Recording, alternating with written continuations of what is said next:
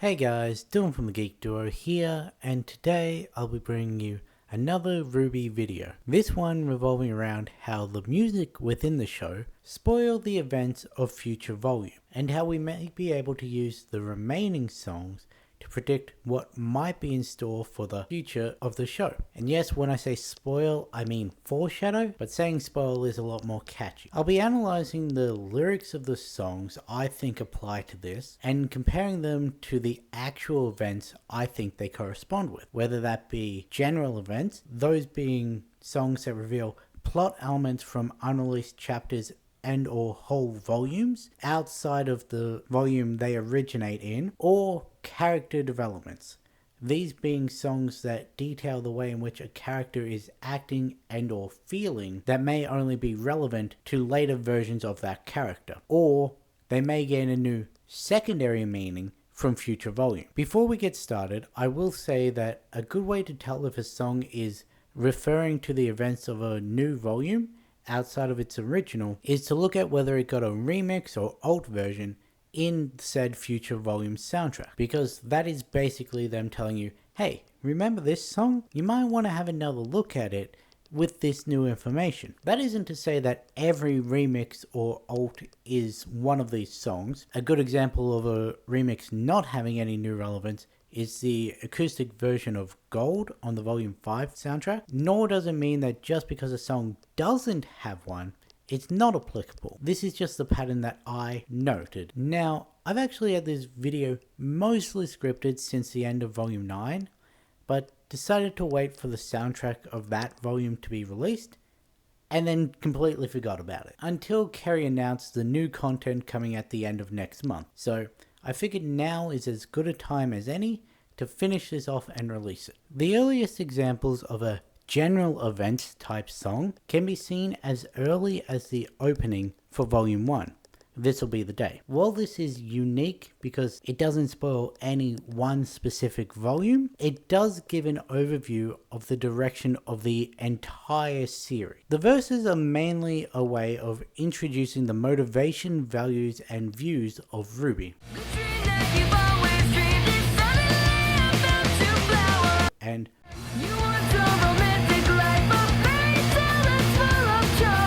And what the story expects of her. Prepare for your greatest moments, prepare for your finest hour. And your world needs a great defender, your world's in the way of harm. They also give warnings about the bad events that are to come. Beware that the light is fading, beware as the dark returns. This world's unforgiving, even brilliant lights will cease to burn. And warn of what will happen should evil win.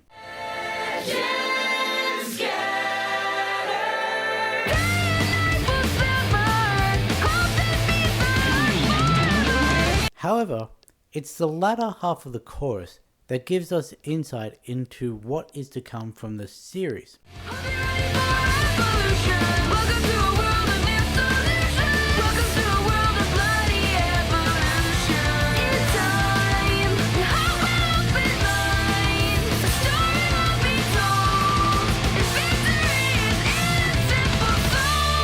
As we've already seen, multiple revolutions caused by our heroes, most notably in volumes 7 and 8, we've seen that the world was in need of new solutions, like telling the world about Salem, as Ozpin's way of doing things were no longer working now that Salem was taking an active role in things. The world and the characters are continuously evolving from the events of the story, mainly the ones that have ended in bloodshed. RWBY and the rest of her team's hearts and passions has changed Remnant, as we saw Blake unite Menagerie and the Faunus, and RWBY seemingly managed to unite all of Remnant from the Volume 9 epilogue. The story being told is obviously in reference to the whole show, and obviously the heroes are gonna win because RWBY united everyone against Salem, hence victory in a simple soul. The next example is another song from Volume 1 soundtrack, and that is I May Fall. And this song could have actually been placed into either category. It was initially thought to spoil the events from the fall of Beacon, hence why it played during the Velvet and Weiss fight. We later learned that it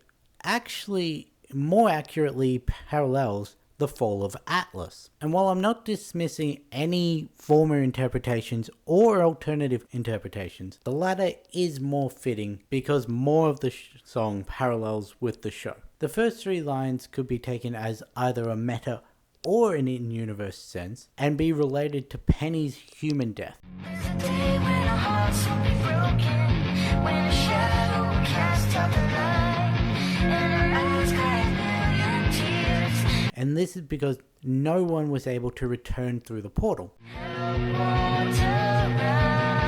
Alternatively, the fourth line could also be the fact that Atlas left its people in Mantle, or the people of Remnant didn't make it to Atlas on time. I can't place the fifth or eighth line, but the sixth and seventh could be related to Ren, Nora, and all the other huntsmen that turned and went through the portal,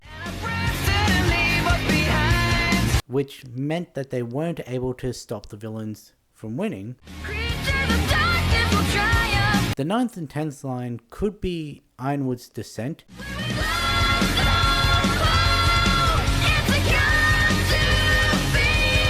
and that happened as Salem and her forces were approaching.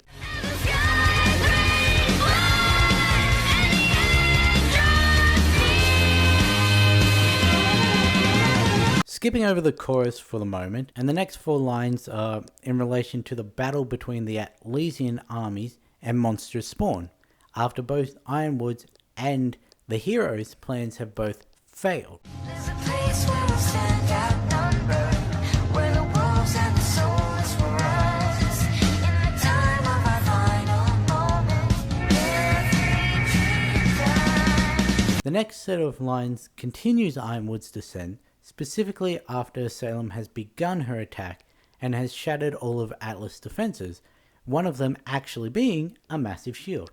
There's a place where our shields will lay shattered, and the fears all that's left in our hearts. As do the next set of lines, which talk specifically about him turning away from Ozpin. When we lose our faith and forsake our friends. Right as Salem's force is arriving and black out the sky with her storm. When the road is gone and we reach our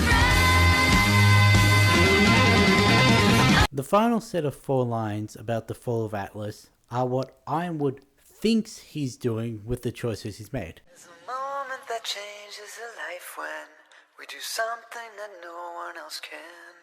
and how this ultimately led to his death. And the path that we've taken will lead us one final step. You may notice that there are still two verses at the very end of the song and the chorus that I haven't touched upon, and that's because they actually apply to something else. The chorus applies to how, even though Atlas as a huntsman school and as a kingdom fell, Atlas as a people survived. They may be wiped out one day, but it wasn't because of the fall of Atlas.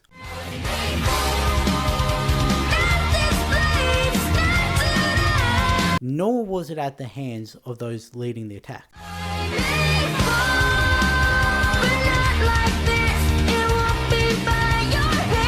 And the final two verses of the song are a hopeful look to the future where the people of Atlas choose to stand and fight together with the other kingdoms in the final battle of the series. The earliest example of a character development type song can be seen as early as the closing song of Volume 1, Wings, and ironically is the song that falls latest in the timeline, as it falls during Volume 9. It isn't so much the lyrics specifically that talk about the events of what happens with Ruby in that volume, or even specifically about how she herself is feeling. It's more that this is very clearly a song about depression and someone's attempt to pull them out of it. And given the fact that it is a female voice singing it to someone they clearly have a close, likely familial relationship with, implies that this is from the perspective of Summer to her daughter. Now yes, it could also talk about Ty after Summer's death, since we know he basically shut down for months afterwards, or talking about Yang, since Summer was her mum too, and she also had a depression arc back in Volume 4, but since it was given a spot on the Volume 1 soundtrack, where we didn't know about Ty's depression and Yang's hadn't happened yet, and we already had a similar song between Summer and RWBY in that volume, and it was in the Volume 9 soundtrack, right after RWBY had her depression arc, it can be seen as a message from Summer as RWBY is ascending, sort of as a partner to Red Like Roses 3. Moving on to Volume 2, and for some reason, all 3 songs that tell of future events are all related to the Lost Fable, and these are Time to Say Goodbye, Die, and Sacrifice. There's actually only one part of Time to Say Goodbye that relates to the future, and that is its final verse, which outlines the response that everyone had to finding out the truth about Salem being immortal.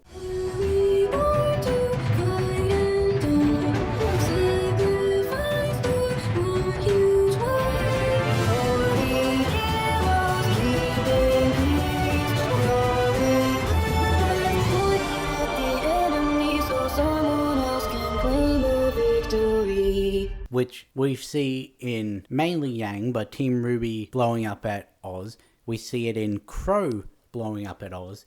We see it in Jean and Ren's reaction to the news.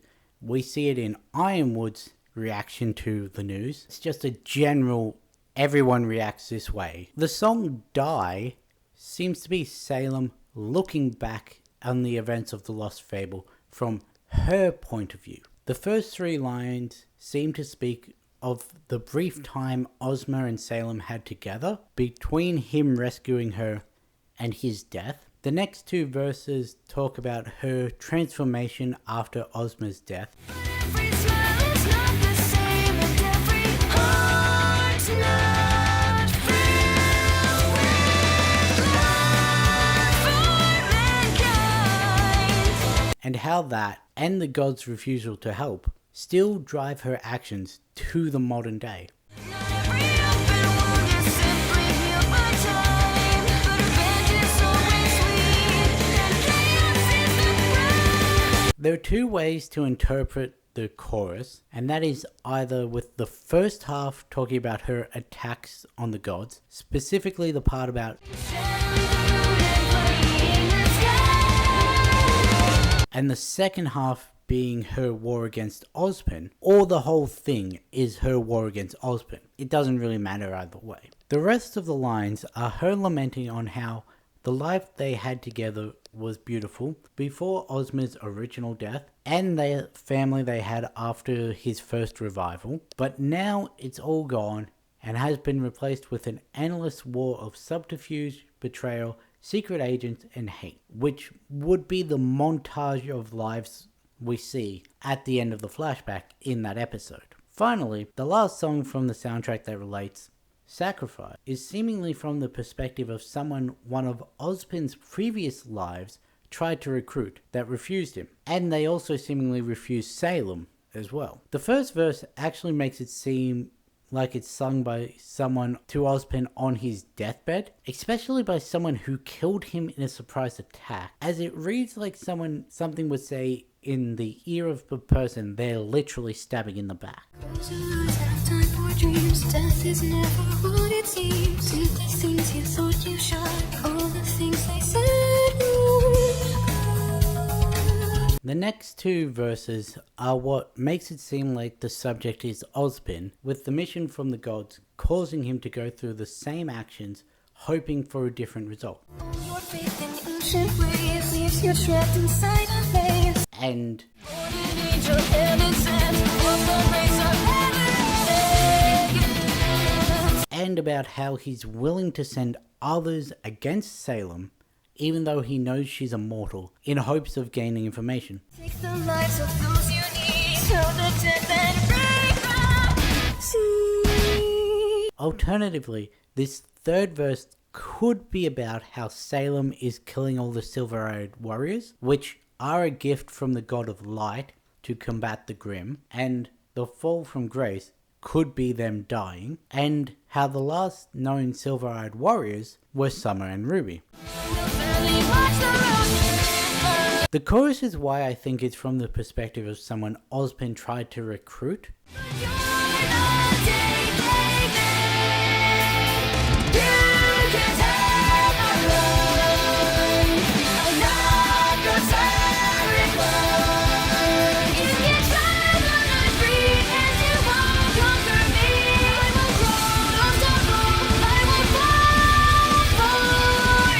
Also, I should note that the song does have Raven's lay motif in it, but there are aspects of the song that don't exactly line up with her being the one singing it, which is why I think it's from a past life. The fourth verse actually sounds like the singer has turned on Salem now and is having a go at her for leading the armies of man against the gods.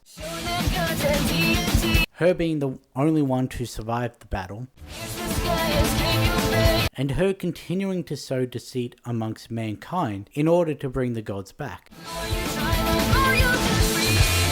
The next set of lines is actually about RWBY revealing the truth of everything to the world, about Salem and the gods.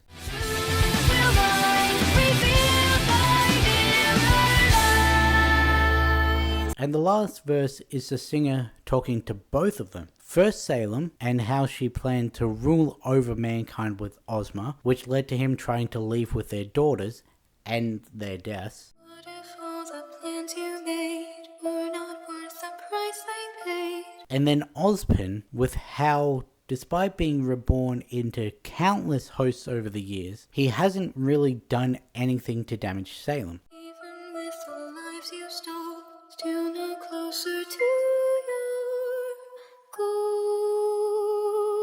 Moving on to Volume 3, and the first song from the soundtrack that applies is the opening song, When It Falls, which is someone singing against Ironwood, blaming him from the fall of Atlas. The first verse is saying that all of the people who died during the siege died because Ironwood failed to save them.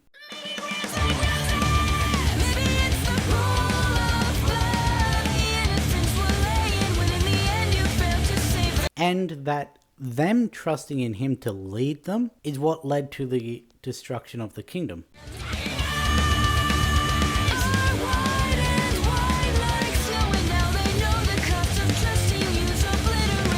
The next couple lines talk about Atlas literally falling. Atlas was the name of the titan who held up the earth, and how Atlas crushed Mantle down below.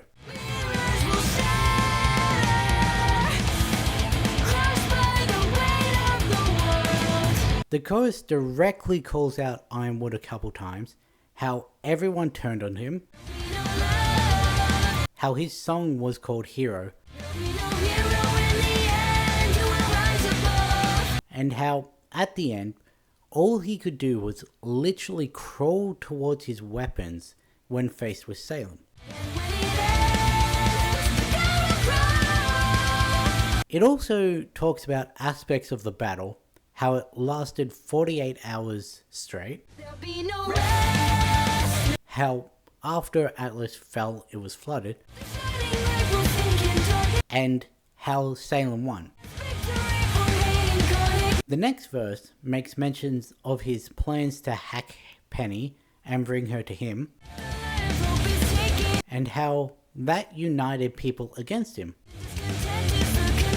And the verse after that talks about how RWBY and the others helped turn the Elysian people against Ironwood. The next verse talks about how Ironwood's decisions and orders have ruined his kingdom,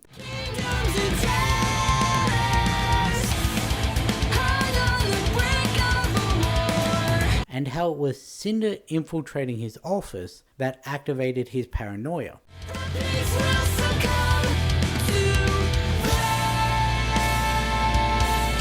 The last three verses are basically a reprise of Cinder's speech in Amity, which was also aimed against Ironwood and his decisions. The last Volume 3 song that relates, Divide, is another song that relates to The Lost Fable. Though given the fact that this is a character motive / plan song from the perspective of Salem, many people assume that parts of this is just her gloating and self-aggrandizing. However, we later learn that this is not entirely the fact. The majority of the song is Salem taunting Ozpin about how everyone he has ever sent and ever will send against her has been killed. And it isn't until much later that we learn just to what extent she is referring to, given that at the time we didn't know about Oz's multiple lives. She talks about how he keeps telling people they can save the world by defeating her, despite him knowing that she is unkillable. With your dark, sick,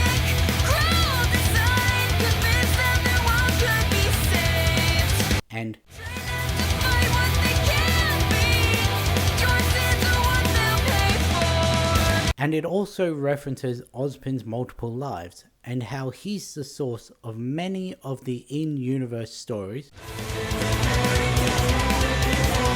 and how he was still keeping secrets about the things we thought we knew the truth about, specifically the kingdoms which were built around the Maiden Vaults, and how he created the Maidens using old world magic. Moving on to Volume 4, and the opening song, Let's Just Live, surprisingly relate to the themes of Volume 9. I say surprisingly for two reasons. The first being that even I'll admit that the Ever After seemed to come out of nowhere. And the second being that this is the second song that people initially thought was about the fall of Beacon to actually be about the Atlas arc, which is volumes 7 to 9. The song starts by calling back to this conversation between Blake and RWBY in Welcome to Beacon about RWBY's goals of becoming a huntsman. It used to feel like a fairy tale. Now it seems we were just pretending. Fix our world and on our way to heaven. And it then goes on to contradict their initial beliefs based on what they have learned through their journey. Turns out life spoiled us like a bedtime story. It's tragedy with no big reveal of the hero story. It then goes on to ask whether they should go back to Remnant if there's no hope in succeeding anyway. Just go home, tell me all our through, when the hope is gone. The next verse seems to be from RWBY's point of view, going over her deteriorating mental state and feelings of self-doubt, Till we get back to a happy place, we suffer so much pain and sorrow. At the end of the day, is there any way we can choose tomorrow? and continues on with asking if it's even worth it to continue on when she has no hope. When we go through life, we'll be striped like a sword and torn. And we keep this up, we know that every hope is shattered. The next verse reinforces this defeatist mentality,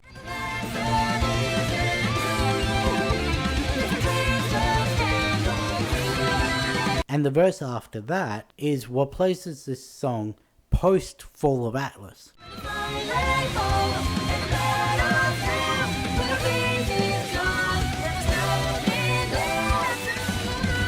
The line about the fall could have referred to Beacon or Haven, but neither of these were accompanied by a loss in faith from our main characters. The final verse once more reiterates their hopelessness, When it feels like there's nothing worth living for, everything is broken, the light's not there anymore. before making reference to Penny's shock second / permanent death, And the story takes an unexpected turn, a friend is suddenly gone. and how she wouldn't have wanted RWBY or the others to go into despair just because she is no longer around. We can cry our lives away, but if they were here, they'd say, go forward, you must keep moving on. This verse is also why people thought it was after the fall of Beacon, specifically referring to Pyrrha and the others who were lost that day. However, it does specifically say friend singular, not friends multiple. The chorus reinforces this statement and the lesson that RWBY learned from the blacksmith by saying it is possible to keep living even after all the pain, so long as you make the choice to do so. Day by day, nothing comes up by ourselves. Our passion over time, we must break free. Inside us all are, but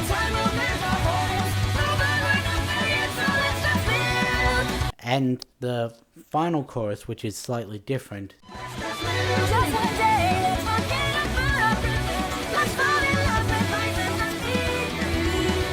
The sun will never fade, the night won't steal our day. Let's dance and laugh and love and let's just live. the next song that applies is Yang's Volume 4 song, Armed and Ready. Now, this is the first pure character song that partially relates to future events, and this is Blake and Yang's fight against Adam. Now, the majority of this song is talking about Yang's PTSD after her initial fight with Adam in Volume 3, which is why it was placed in Volume 4, because that's what her character is dealing with in that volume. But there are still a few lines related to this battle.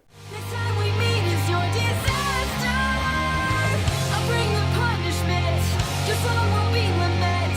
Revenge my happy ever after. And I'm racing to her side. There's nothing that I won't do for her. initially we actually thought this was about Ruby, but it doesn't really work with the rest of the song, and she literally races off a cliff to get to Blake's side. Hey guys, Editing Dylan here, and I've realized that this verse could also just still be talking about Yang's PTSD, because it does refer to a dreamlike state in the same verse. There's also the parallels with the future battle, so either works. It's just for the sake of this, I'm pointing out that it also relates to the battle. I will admit it's more probably related to the PTSD. There is also a verse repeating the interaction she had with Junior in the yellow trailer, but for some reason makes mention of her new arm. That doesn't really, I don't know why that's in there. And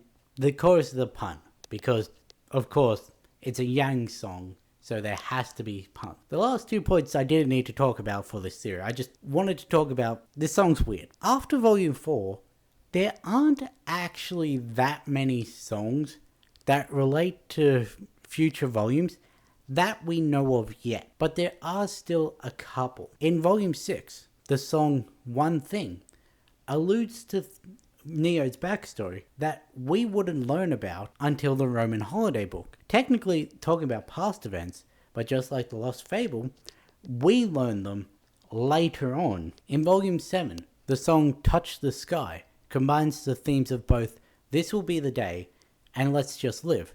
So the points made for both of those songs still apply here. And the song Hero alludes to Ironwood's descent at the end of Volume 7 and the majority of Volume 8, specifically talking about how he would make any sacrifice to complete his plan, and how he doesn't care if he's despised so long as Atlas survives, which is his entire character arc in Volume 8 and abandoning Mantle and all that. The lack of songs from Volumes 5 to 9 doesn't necessarily mean that they won't still eventually be revealed as foreshadowing songs. It may just mean that the events that they correspond with haven't happened yet, and considering Volumes 1 to 4 were majoritively talking about Volumes 7 to 9, this isn't too unbelievable. Hell, there may even be early volumes songs that will still later down the line